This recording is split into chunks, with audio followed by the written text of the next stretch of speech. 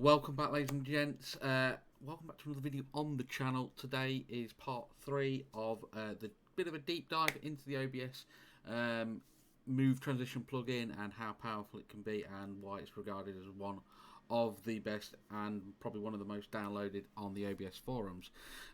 So if you don't know by now, obviously make sure you do download it.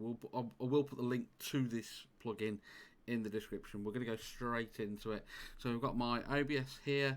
We're going to just remove that one actually. I forgot to do that. So we're just going to add in. So what I didn't really say. What we're going to do today is we're going to add in a like a text source, and we're going to make it into like a countdown timer and the effects you can do with the OBS plugin, OBS Move Transition Plugin. So we're just going to add in any text source.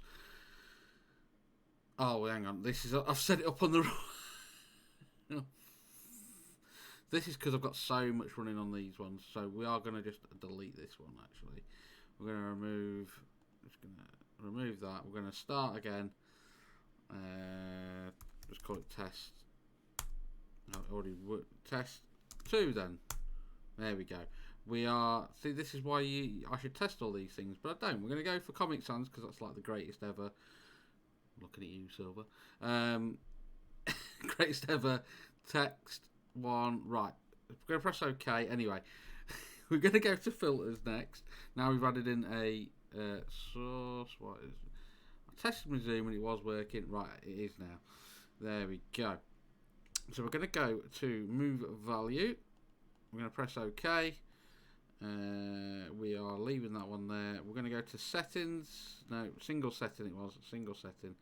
And we're going to go to text. This way, now it gives you decimal numbers. In fact, we're just going to duplicate this one as well, because you'll see why in a second. So we've got float format using print F, and it gives you a different style of the font. And we've got if you want it, the value that you want it to go up to, so we'll just say, I don't know, we'll just say 10 for now even. We're just going to turn that on so you can get it to 10, and it gives you all the decimal points there that you want. We're just going to actually use this just decimal numbers, okay. The bit we're going to need to also adjust to make sure this works is you're going to have to do your custom duration to the relevant amount of seconds you want. So for this one it is we need to put another 0 in because that's not enough. 10 seconds. We're just going to do that, so it'll change it to 10. We're going to do the same with this one, but this one is to 0. Again, we're going to, if you want it to not, if you don't want it to take so long, you can just keep the custom duration to as long or as quick as you like. But if you're just counting up to it, then we can just adjust it. All we're going to do is do all that, and this will now count. See, this is where I forgot to show you something as well, because what is most things in part of the Move Transition plugin have easing.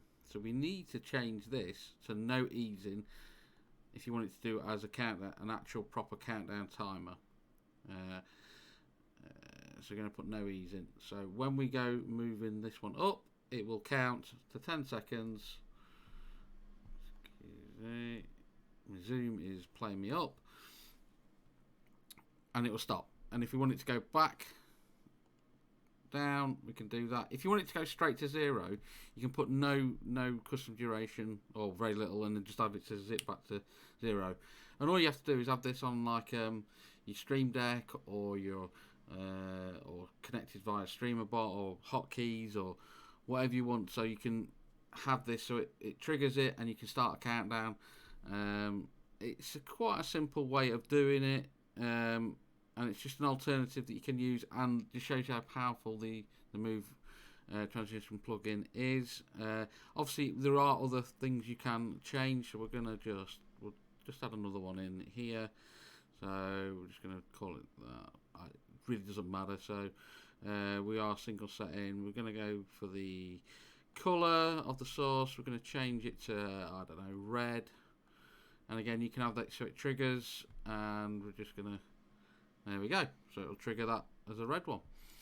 You can change the colour, you can change the opacity, background colour, background opacity. There's a few different settings you can change and make this change it for you. If you want random stuff, then you can do random as well, but that's a different setting altogether. So you got a random one there.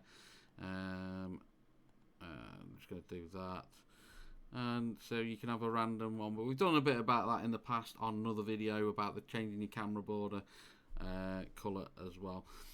Hopefully this helps. It's quite a nice way of doing a countdown or count up timer. Let's finish it with... No, it's not letting me zoom. There we go. Oh, it's a problem having two OBSs. Doing OBS tutorials, not easy. Not easy. Anyway, thank you all for watching. I will catch you all in the next one.